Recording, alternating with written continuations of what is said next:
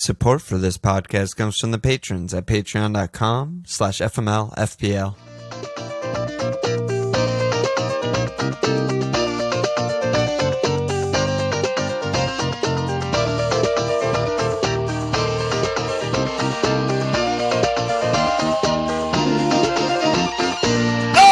Okay, we're gonna have a one. That's Walsh. What's up? What's up? What's up, dog? What's up? What's up? Another day, another dollar. Here we go. Another day, another dollar. It's Monday night. The doubles haven't doubled yet. How you feeling? Fine, whatever. See, comes out. Yeah, it's just this fucking nightmare. Every week is a nightmare with this fucking game, dude. I can't even take it anymore. Before we do our teams, the cup is up. Discord IDs are also up. DM me, Alon, or at James on Discord if you need to change your name or Discord name or any of that shit. Also, just humongous shout out to James, behind the scenes spreadsheet maestro, killing it in his debut. Everyone should message him, add him on Discord, and thank him. So that's a good job by him. But yeah, so how's your nightmare going? I got 66. Yeah. I mean, it's good in the grand scheme of things compared to like people who don't play the game seriously, but I don't think I've seen anyone get really like in the 60s. Everyone seems to be at least in like the 80s or the 70s, and it sucks. I mean, it's a Gundo thing. I just don't know. It's just either you captain Gundo and you're flying, or you didn't and you're just not doing very well. You're hoping for a gray at this point, but Gundu or Gundo, basically. Maybe Cancelo won't do shit, or whatever. Yeah, the top 10K net average is 80.8 and overall is 55.3. So that's what you're talking about. I mean, the triple Burnley D came in and triple City D. I mean, Diaz shouldn't play, but obviously that came in. They both cleaned, and so that was nice. But now me is fucked, and obviously Lowton, who hasn't had an attacking return in his actual career / not actual career, but actual season, has a goal, and it's just fucking baffling. So that was very upsetting. It's his first goal since the 12-13 season. Yeah, it's just the thing about it that's so fucking. It's like, how does it happen on a double? Like, it doesn't happen when they're just like at Leicester in game week 13 or the something. Magic It's of like a double. Yeah, it's insane. It's just insane that. Well, more insane is people being like, "What a great call!" Like fucking crush. It's like, oh my god, you hit a 1 in 1 billion there. Like, so that sucked, and it's just whatever. How's your cup going? Ings. He's Captain Gundo. I don't even know. I haven't brought I looked at his team before the game started, and I saw the only thing that registered was that he Captain Gundo. Yeah. I don't even know who else is on his team, and I'm not going to look at it again. But I lost. Yeah, my opponent also Captain Gundo, but I actually still have a fighting chance because the triple, and I've guys left. Let's hear about that. Well, so he has a 15-point lead. He has Pope, Cancelo, Stones, and Cap Gundo, who may or may not play. I don't know. He came off with that injury. And then I have obviously triple Captain Pope, Cancelo, Stones, Diaz, who hopefully plays, Tark, and Rich. So I'm hoping the Burnley clean is the biggest thing. Cause if you get a clean from Burnley, you're definitely heavy favorite. So. Very in there. But without me... without me and Fulham looking kind of good, it's very shaky. They've always looked good. Relax. Oh, come on. Stop. Tip of the spear, Josh Maja. So you held on triple Cap Pope? I held on triple Cap Pope, which looks fine, but yeah, in a week where Gundo scores 50,000 points, it's not that great. My -4 is net negative right now because Emmy gets a 12-pointer on my bench, which is like the most toxic part of the week for me. He gets the most saves any keeper's made in a clean all season. His second highest point total of the season. And he's outscoring Pope at the moment. And if Pope doesn't clean, he'll probably outscore him in a double. It's just like such a fucking joke. Classic. I mean, the only thing that, like, I was bringing in Pope 100%. That was never not happening. The only thing that I didn't do but could have done and actually did think about was bench boosting. I had Emmy Brighton, I had Jack Brighton is okay. I had Rafinha Arsenal. I would have hit DCL up. I would have been up a lot of points if I bench boost instead of triple capped as of now. Yeah. So that's kind of annoying. Yeah, but whatever. Especially if you got like Ings or something. Yeah. There's a bunch of guys I could have gotten. Okay. But yeah, I'm on though. 69. I'm okay. I'm on a small green. Like, yeah, it's okay. You have a lot of guys though. You still have triple cap and Triple Cap plus 5 others, so you're in good position. Yeah, Kufal's been really good for you. I know, but fucking wish I had Cresswell, who's just the best defender. Well, I want to talk about league. Cresswell today for a little bit, but before we do that, we'll do the things and then we'll talk. Well, about no league updates anyway. Okay, good. Middle of the game week pods, we don't do the league updates.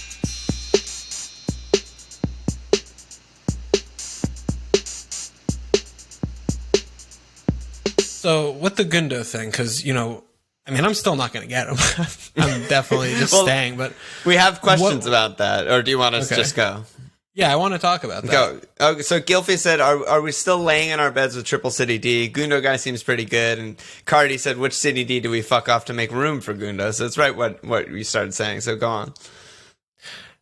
I don't know, like, getting rid of good assets, right, for another good asset is like such a hard thing for me to like wrap my feeble little mind around, because it's easy when you have a piece of shit who sucks. Like if you have like Rashford, you're like, oh yeah, just get rid. That's easy. But if you have a player on a defense who cleans like 8 out of 9, and then you're talking about getting rid of them, it just seems actually insane to me. Mm-hmm. But what am I missing there? Like, because Gundo's obviously scoring like double digits every game, and he's obviously, granted, he's not going to keep scoring with like 80% conversion rate or whatever the fuck he's doing right now, scoring with every shot, but like he misses a pen and still gets like double digit hauls and shit. It's just insane. Is it like the Mahrez thing from a few years ago where it's just like you're dumb, like he gets way more points in the clean sheet every game and that's where you need to be and it's worth the transfers, or the way is this going to even out? The way I see it is twofold. There's like two different things happening. One is the endowment effect. I don't know if you remember that back from Renee Pod.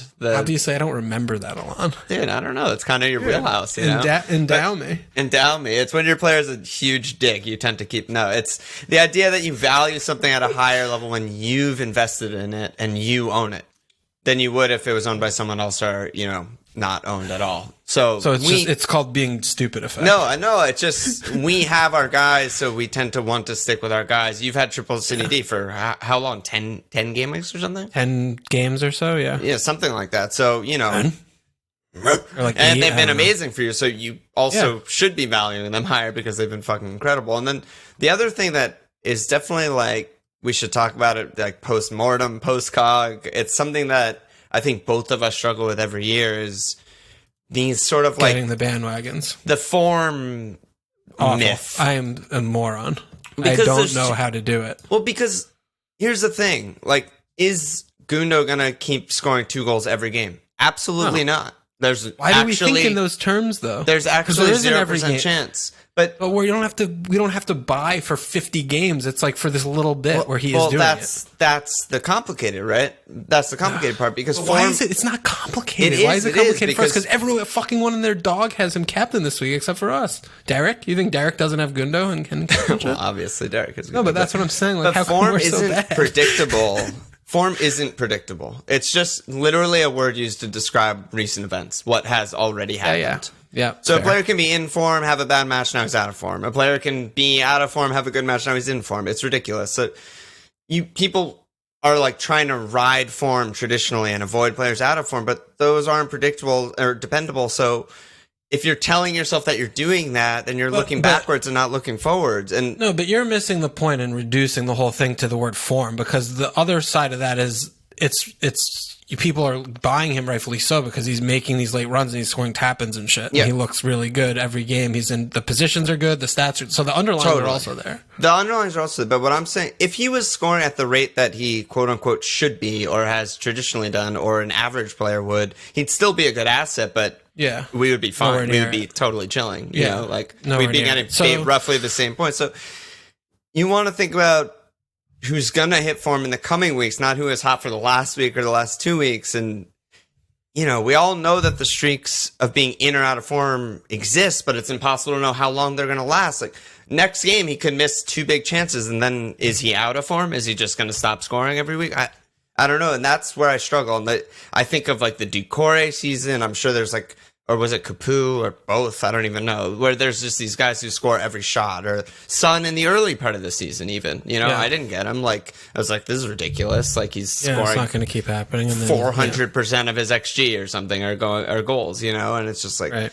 But then I just missed the points anyway. So I don't know how to really translate it because it's the same with like Greenwood last season, right? Post restart, it's like, well, this is stupid. Like he's not going to score every shot.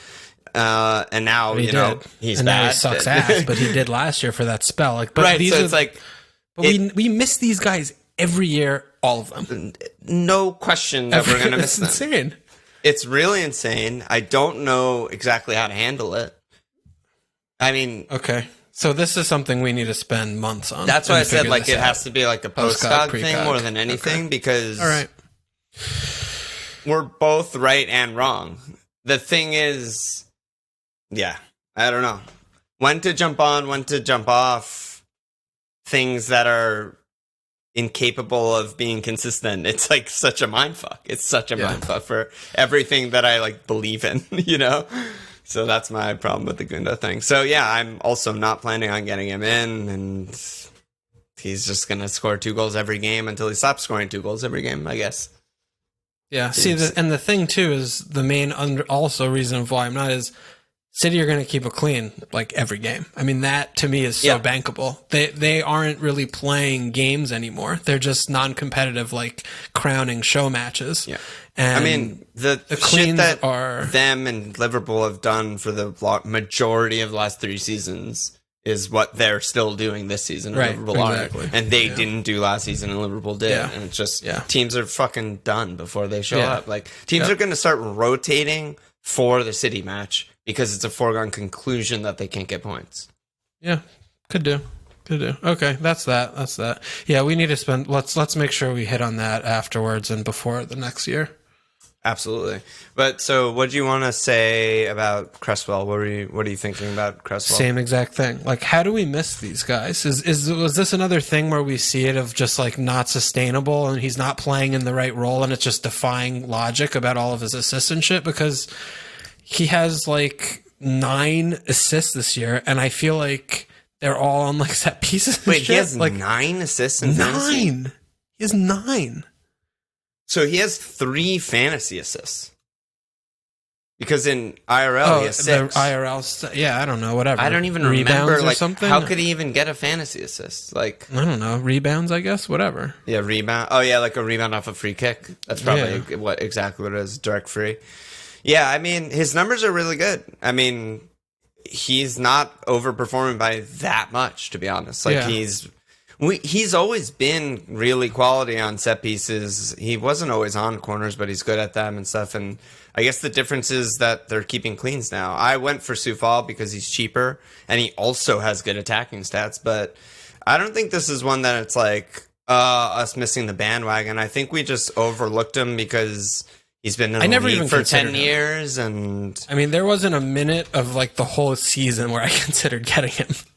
The most expensive player on the defense, like the most expensive defender on the team. Why. Like, what's happening though? But then all of a sudden, it seems like half of the people, everyone has him. Well, I think people just tend to bring in guys who are getting points. I mean, getting points and shit since game week. Fucking Aaron Cresswell, dude. From game week 15, he has 2 blanks since then. So people have just been transferring him in every week. I think is really what happened. I brought in Soufal, who. Yeah, he has been great for me, a lot of cleans, but his big chances haven't converted to goals, so he doesn't have assists. He's getting 6s, and Cresswell's getting 9s and 10s. And that's just like basically unlucky, except the set pieces, I think, are something that we always are aware of when defenders are taking set pieces, and it's something we usually gravitate towards. It's the price. It's just like the price, I think. Like, yeah, maybe it was the price. Because they're really not that good at defense. I think the West Ham thing is like we could spend an hour on West Ham, but they've gone through so many different phases of the season. Like when they were playing with Masuaku, they were actually legit stud defense for a good like month and a half. Yeah, and their underlyings were ridiculous, and they just looked really good. And they lost him, and that's where when Cresswell started playing back. Yeah, they dipped, and it was just like they've been kind of a little messy bunch this year, but Cresswell has 9 fucking assists in 24 games is unreal. Yeah. He's like leading the fucking league in assists. He has 9 assists. Yeah. So many fucking assists. Yeah, I mean they have back-to-back cleans. Before that, they didn't clean for 4 in a row, but Cresswell laughs in the face of not cleaning. Yeah, like he gives a clean. fuck. He's right. 2 assists, no cleans. He doesn't care. And yeah, I don't nothing know. really like poignant on Cresswell. Just like actually astonished after he gets 12 today. Just looking at his season of like, holy shit! Like he has so many points, and we haven't probably talked about him all year. Yeah, I think honestly, it's just like the set pieces and stuff like that. I mean, the shot creation this season, he has 24 completed dead ball passes that have led to a shot attempt. Last season, 6. The season before that, 6. Like what? He's just like Moyes is just like, fuck everything. You're on every single set piece ever. Yeah, and I mean, I guess they're just doing. And they're things really better. good at set pieces. Also, yeah, they're just tall, huge geniuses. Huge soup check, and their center backs. And even Dawson. Now, Antonio Dawson is a monster. Okay. Yeah, so I think we just missed it, but he's still good. That one. So Dude, we missed so much. It's ridiculous. He's still good though. Like he's still a good. They have Spurs, City, Leeds, United, Arsenal. Like they have nightmare fixtures, but who knows? Maybe they have a double in 26 or something. I don't know. Maybe it's still a good pick. So actually, no, but the fixtures are bad though. I don't know. Whatever. And they have an easy run, and maybe he'll be good back at the end of the season. We'll get him then. But speaking of the doubles, so there's 2 doubles this week. There's Leeds, who are away Wolves, home Southampton, and Southampton, who are home Chelsea, away Leeds. Got a bunch of questions on the doublers. So, okay. What do we got? Faz said, good Southampton guys to take a punt on for the double next week other than Ings. Yep. Pun Livingston talked me out of bringing in Rafinha and Bamford triple cap. Jacob J said, given Southampton's upcoming doubles and the fact that he's playing out of position at striker, is it finally Redder's time? I'll let you take that one. Pete said, is it worth using transfer? Jacob J. I think he's a fucking troll. I don't know who that is. Pete said, is it worth using transfers on Leeds and Southampton players or saving them for double game week 26 instead? Which also, by the way, like double game week 26 is 0% confirmed so far. So chill on that probably. And then Jeff D said, if you own both, would you cap Bamford or Ings? Which I think is like the big call this week, I would say. Yeah. Yep. So Southampton, are you seeing anything there other than Ings? Well, I mean, you got to take note of Vestergaard. He's really good. He still is great. And this is the thing we talked about with them last pod, is that they have really good fixtures after the double. Like they have a really good patch, and their doubles, like the 2 games in hand that haven't been scheduled yet, other like 25 scheduled, but it's at Spurs and at City, so that's not really like great for anything. But I mean, it's an extra couple minutes. But it's great for points for minutes played. It's good for an extra couple points. But I'm just, we're not going to see like all this. But in the interim, they still have really good fixtures. I mean, they've got Everton, Sheffield, Brighton, Burnley. Well, Brighton actually is not good anymore. Burnley, fucking good. Brighton. I don't know what's happening at Brighton, but they have a pretty good run. So I think Vestergaard's a pretty reasonable pick if you're pick. If you're in and around looking for something like that. I mean, Burnley, it's just an awkward thing with Burnley because they play West Brom. Their fixtures get really bad for cleans after West Brom, but they play West Brom, so it's a tough switch there. I mean, maybe if some people have like Fulham defenders, I'm not sure, but I still think Vestergaard's a good option. But without KWP now, who's out again, they don't have any depth, so McCarthy's just not ideal. Not sure what he's up to either. So it wouldn't be like too surprising that they keep 0 cleans against Chelsea and Leeds. It's probably expected. But I mean, honestly, if you just looking at the short term, it's like Sheffield is the only like one I feel really good about a clean.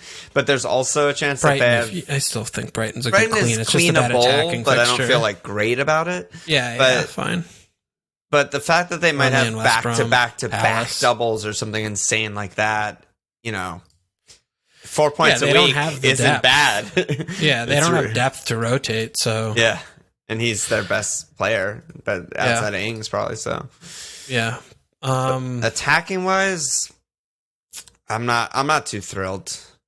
Yeah, I mean Ings is obviously a good option. Great pick. Yeah, great pick. Otherwise, they're all punts. They're just all punts. Obviously, no one's even really nailed. Yeah, Redmond has the lore. He's. But I feel like it's not late enough in the season. Does he care? I feel like the lore cares. The lore, okay, holy like, shit! In the lore, it's like the 37 double game week where it's like it's Redder's time. Like their season's over, and he's gonna brace. Everyone's on the beach. Yeah. The thing with Redmond that you normally don't need to talk me into punting on Redmond, but he's just very much not nailed, which is a little scary because with Minamino there, Shea didn't play last game, but you can easily see a game where he's just not playing, even though Theo's out, which is really the biggest boon for him. Stu looked good against Wolves, at least in highlights and stuff, but he's been very underwhelming this year for me. Massive punts.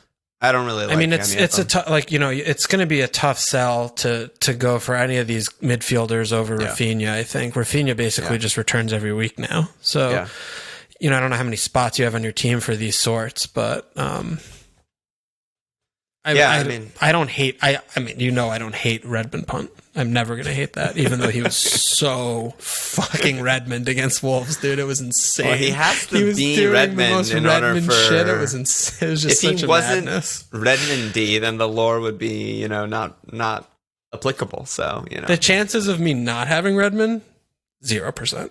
You're bringing in Redmond? Absolutely, I'm bringing Redmond. Oh my god! Why don't you just bring in Weird Al Yankovic instead? Well, he's on red card ban still, probably, but there's no question I'm bringing Redmond in. How could I not bring Redmond in for a double? I'm actually surprised. How many opportunities in our lives are we going to have this? This is literally every season. But he's getting up there. Maybe he's on Luton Town next year. I don't know. That'd be great. Great buy. He gets like 4, 5 goals every season. He only has 1 right now, so he's good for a few more. He's due. He's due. Yeah, VV due. Okay. So I'm going to be having to take a bite of that. I'm not going to talk to anyone about this is a smart thing to do. Obviously this is fucking so stupid, but I'm going to do it anyway.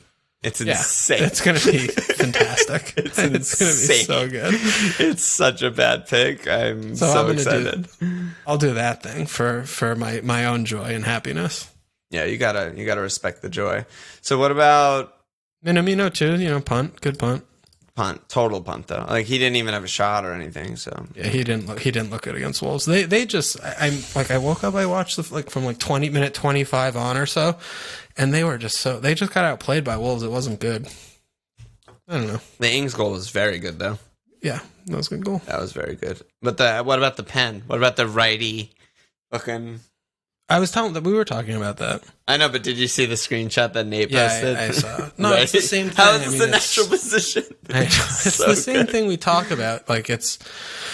We've tried hard, I think, to not talk about the VAR because it's just everything, blah, blah. But with this game, it's just, very case in point. They gave the first one, no look, unintentional handball. Fine. If you're going to do it today in this 90-minute game and you're refereeing this way, then fine. Then you give it both ways. It's not only you give half of them. That's the issue, Yep.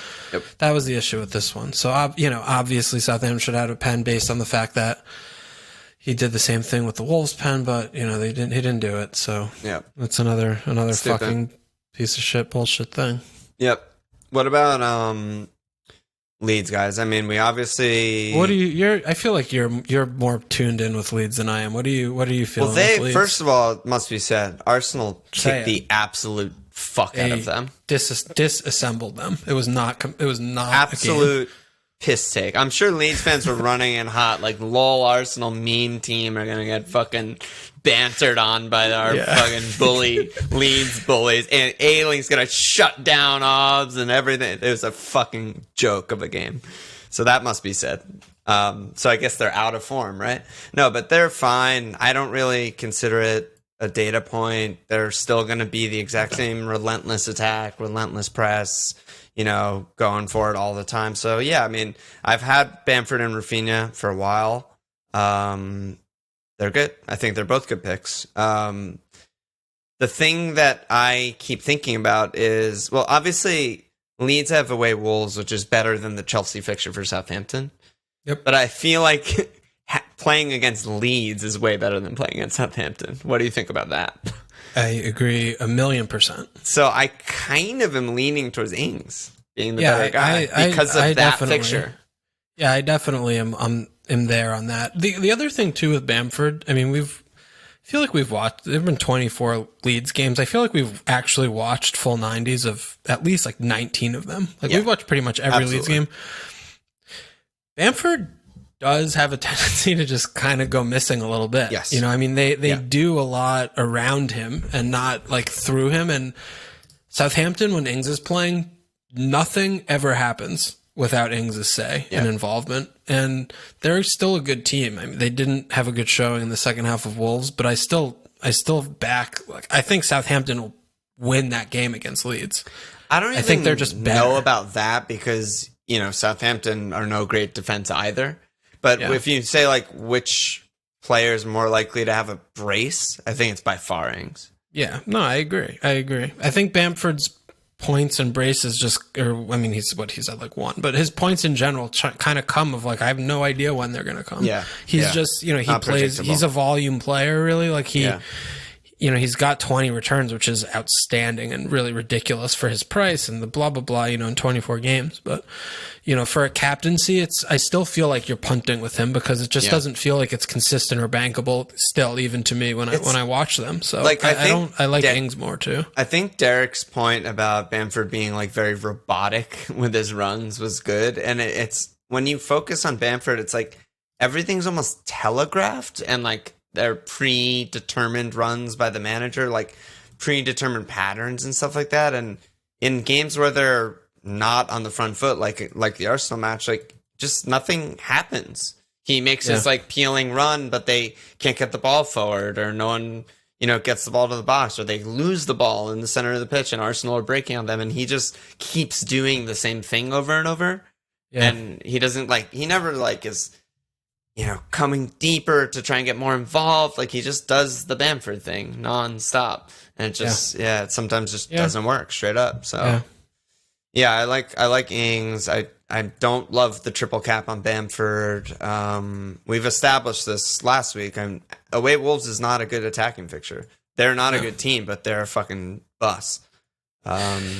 They were, again though, it's really getting hard to keep up with Wolves, but they were pretty open. Like they were not parking, doing the 5 at the back Wolves thing they were just straight up open and outplaying and possessing. Yeah, because they didn't allow much. Like, no, but it wasn't because they were just like firefighting in the middle and at the edge of their own third. It was like they were dominating the game. That's surprising. So I don't know if they're still like he went back to doing the bus for a while and now he's doing different things. I'm not sure, but no, I mean, it's Wolves is a tricky one they're always tricky to assess, I think. Yeah, very true. Well, especially this season. They've especially changed personnel this season, not always. This and, season they've been. Yeah. Past season, yeah. But I still think Dallas is also a good pick. I mean, they threw everyone off the scent with conceding 4 and he got a -1, whatever. It's still a defender playing number 10 in, you know, a couple of fixtures. You know, they could clean Wolves. They could. I don't like them for a clean ever, but they sometimes keep them. And he can get an assist very easily, and he plays 2 games. Like it's totally a good pick, I think. Yeah, so. I mean, I'm not going to go there myself in my team, I don't think, but no, I can for the reasons that you said. You never expect the clean to come in, but when he's playing actual and attack a cam, then you know if you luck into a clean, then great, and if not, you know he's basically just That's all good. I looked ahead. Gameweek 29, as of right now, 3 fixtures. Have you seen that? So that'll be probably like a free hit or something. I don't know. Brighton, Newcastle, Fulham, Leeds, West Ham, Arsenal. That's it. So I don't know what the fuck is going on. They that's didn't way too far away to care about. Yeah, they didn't announce or anything, and that's just the state of the fixture schedule as of right now. So all right, here we are. But see, are you more interested in Dallas than like Vestergaard? Because if Vestergaard's gonna have all these extra games and shit. You know what? I haven't really looked at it for my individual team. Soufal will probably be the guy to go. And I have to basically evaluate, is this a 1-week starter or am I going to start this guy going forward? Yeah. And that'll probably make the decision for me. Just like I still don't agree with like chopping and changing your like sub 5 million defender just because they're doubles, you know? Yeah, I don't want to, but if I'm only starting them this week, I'll probably go Dallas. But if I'm gonna, I'll probably be benching Saka for this really difficult period. And if that's the case, then I'll probably start Vestergaard. And I'd rather start Vestergaard than start Dallas for the upcoming run. So yeah, sure. I don't know. I'll have to figure that out. We'll figure that out. That's a my life conversation. Definitely. Okay. For sure. Right. Anything else, or should we just jump to questions? Yeah, I mean, question sounds good. What else do we have coming?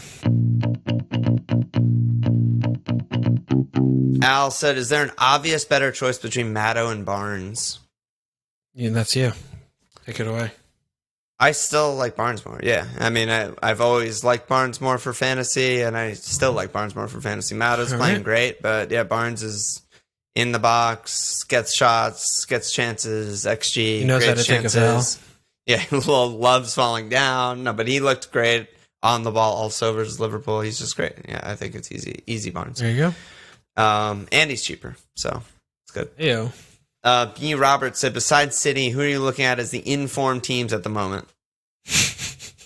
Form. He'll never fucking leave me alone. Tell me more about, let's see. I wake up in the middle of the night, cold sweat with Form under my bed. Here are the teams that are in form. Leicester 1, they're in form. Burnley 1, they're in form. Villa and Brighton drew. Neither of them are in form. Horrible Wolves form. 1, they're in form. West Brom and United drew. Neither in form. Arsenal 1, they're in form. Fulham 1, they're in form. They're in form. West Ham 1, they're in form. They're in form. Chelsea 1, so they're in form. There you go. Just pick any of them. Any of them 10, they're all in form. That was great. Great job by you. Not 10 because we had a couple draws in there, so But you give or the take. idea. Yeah. But in seriousness, I mean, are there any front foot, bushy tail guys there? The funny thing is, like, those are the teams that come to mind. And it's part of that is recency bias, but form is recency bias. That's what form fucking is. So, I mean, yeah, I think Chelsea looked good, but their schedule's been extremely easy. Is something that is definitely should be taken note of. We don't really know what they're going to do in tougher fixtures. I also have no idea who's playing where at all. Yeah. I think West Ham have definitely been really good lately. I mean, they had the 0-0 versus Fulham, but they demolished Villa the game before that and demolished Sheffield United today in the second half. So that's a good job by them. I think Brighton have been playing great, putting up huge numbers. Burnley have been good. And Arsenal. Yeah, Arsenal have been good. Arsenal have the tough fixtures, though, so there's nothing really there to look at. Yeah, that's hard, too. Yeah, okay. Bill said, does Klopp conceding the title race make you reevaluate your Liverpool assets? Maybe he rotates more with Champions League matches approaching. Yeah, I mean, it is getting tough watching this week on week, right? Yeah. The Leicester game, I mean, it's like capitulations in these moments where it feels very foreign, like over the last 4 years or 3 years or whatever that Klopp's been there, to watch them have these types of performances. Like Braj Liverpool. Yes. Yep. Exactly like that. And so, I think it is kind of, I mean, I was definitely like banging the whole Liverpool defense assets, and it seems like that was just a fucking horrible call because they look like conceding one a game. I mean, they've been doing that, but it looks more like that than they're conceding one a game instead of cleaning. It's like they're having these moments and they're having to change their personnel so much that, I mean, they're gonna maybe struggle to have clean. So I think, I'm definitely like pulling back on that and being more concerned, I think, after watching the Leicester game, because, it's another one where they were in control for 75% of the game, and then this 10-minute window happens of madness, and then all of a sudden the game's gone, and that's sort of what they've been up to a little bit. Kinda. So I think it is definitely, that was, I think, a reevaluation for me anyway of, actually maybe they are a little bit sort of kind of stay away. How many weeks have we been saying that Robbo looks tired, Robbo looks out of form? Yeah. And like Trent still, he looks like he's back. Yeah, though. If anyone, Trent looks great, and he's probably going to start getting attacking returns. But if the cleans aren't there, it's still tough ass. Like we just talked about Cresswell, who's in, he doesn't have the quality, but he's in just as many attacking positions and frees and set pieces and stuff. He's almost he's $1.5 million cheaper on a team that's looking like just as likely to keep cleans-ish. Yeah. I mean, not in their next, 5 or whatever, watch them with tough fixtures, but it's like just hard to pay that price. And Marcos, that was the other thing with Cresswell, dude, was playing left-sided center back for like half I know, the season. that's another thing. He was getting, they were all on set pieces. That's another reason we kind of avoided, I think. And I was like, I went for the wing back in Suval, like all right, that. Sorry, that's derail you. Keep going. No, that's all. I'm just agreeing with you there. I think, Trent was a couple inches away from that free, and like he's creating chances. Trent's been looking just like normal, like last year kind of Trent stuff, which is months, nice. Which sucks. Yeah, because this is the other thing too with Trent. Watching him put a few good performances together, even though the team's not looking good, we can go back. Like, don't forget what everyone's team in Game Week 1 looked like. He was in every single team. So when those players like dip and they're out of every team, and they start playing better again, like just that's something to just remember, because he's the kind of player that could string together like 12, 10, 6, 3, 13, 12, totally. He scored 20 plus last year in a game week. He's I think really against good, Leicester, so. Funny enough. But yeah. I mean, so they have home Everton, away home Everton maybe without DCL, away Sheffield, home Fulham, away Wolves. Yeah, I mean, those could be 4 Trent cleans. could fucking explode, Could be. But it's still the same thing remains where they're a little fragile right now. Definitely, so. And they only have 1 double, I think. And regarding the rotation, I'm definitely worried. I don't think Mo is that guy. He's a fucking machine. But if you were going for a Robbo or punting on. I don't even know. There's not even anyone else to own in Liverpool, but the thing about it, though, they is might rotate. They kind of can't because they need to finish top 4. Yeah, I know. They're in the top 4. It's not like they're winning against the bad teams. That's true. So. Yeah, that's true. And they only have 2 extra games. I mean, they're not in any of the other competitions, so it's not like they're getting hammered. So I think that he's going to keep going strong. Yeah, I think you're right. Actually, thinking I'm not about too worried there. There's also not great options. People are still Jota's still hurt, etc. So. Did you see what he said about Keita? He was like, he's not fit, but he's not injured. I'm like, okay. That is the name of his autobiography. Not fit, but not injured. The Naby Keita story. If you're not fucking fit, career. Then you are injured. Yeah, him and Otherwise, you'd be Partey. fit. Never been fit or injured in their lives. Partey, everyone in Discord is he never was injured at Atletico. I'm like, well, he played 2,200 minutes every season, so I don't know what he was. But and then last question, Fossey G. This is kind of what we were talking about earlier, actually, now that I think about it. He said, template players with high effective ownership, the Gundos, Brunos, Mo, Emmy, etc., are flying right now. For those of us huddling down on that or near that template, when is the right time to jump ship and start ditching some of these insanely highly owned players? In other words, what signs will you look for that it's time to ditch a player like Gundo? Me, I'm always going to come back to eye test with it.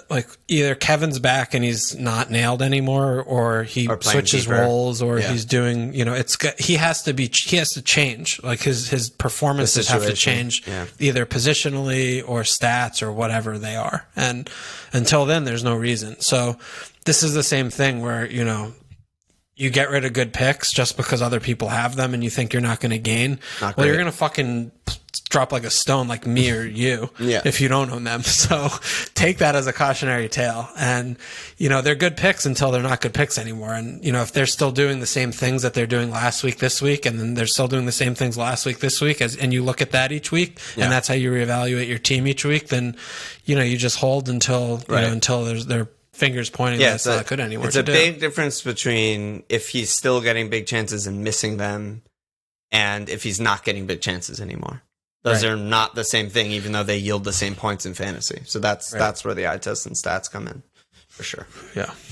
Okay. Let's go to our teams. Okay. What's up with your team? Well, I need to figure out where Redmond's coming in, and it's not the easiest puzzle to fit him in. No, it isn't. I'm looking That's all right I'll now. say about it. I'm looking right now. It is not an easy puzzle. Well, it seems unreasonable to bench the Burnley guys, right? I wasn't going to. I mean, I was planning on benching Watkins, but I can't play a 5-5. I mean, I need to bench somebody.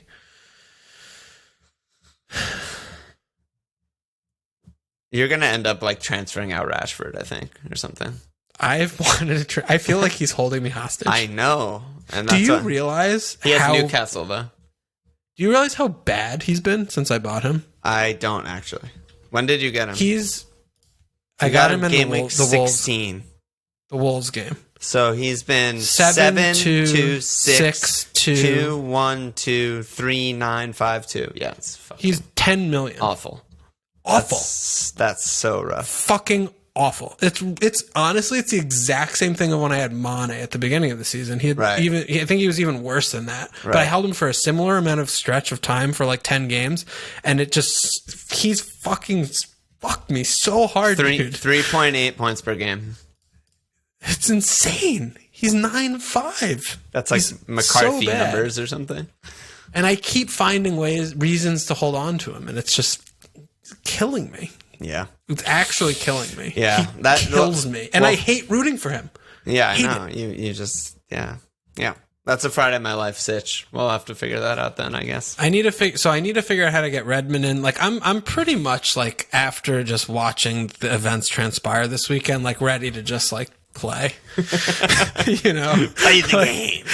Like, I'm ready to just do shit. Like, I am fucking so bad. Like, I'm just, every year it's the same thing. The wheels fall off. Or last year and this year anyway. Yeah, it's definitely not every year. This is a new it's last year thing. And this year. Yeah, it's the last year and this year. And I'm just like, I'm fucking fed up of the same nonsense every week where I'm like, oh, I'm gonna do like, oh, this is good. Yeah, Rashford. Yeah. Safe, good. United are good. And I watch every game and I'm like, oh my God, I hate this guy.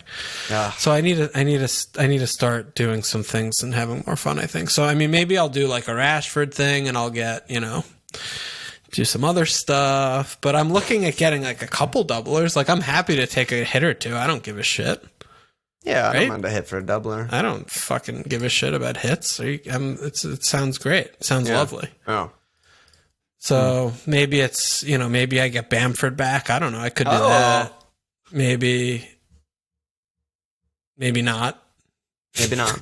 Perhaps not. I don't know. I just hope that we get the 26 doubles before the Friday 25 deadline. Nice. That would because be nice. That could help with transfers a lot. Yeah. Yeah, that would. I am worried about the thing. I mean, I'm going to get Redmond anyway, but I am worried about they have like 2 days off, Who? Oh, they do between their doubles? Between games, yeah. They have a Saturday and then a Tuesday. And then if they do have more doubles, I mean, who's going to play that is well, at least they don't run a lot or press. Hey. What about you?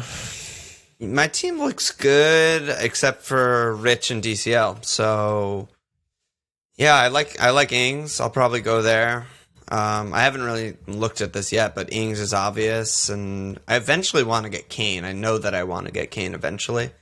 And they might double in 26. He looks great. I mean, surprisingly, he just looks completely 100% fit, which is not what I would have guessed. He looks so good. And they have a lot of doubles. Yeah, 3 games in hand. I'm not sure if I'll get Kane this week, although I think West Ham's kind of a good fixture for them, to be honest. They always score against them. I looked up Moyes versus Mourinho because I figured they've played enough fucking times and they're both dinosaurs who've never changed their system.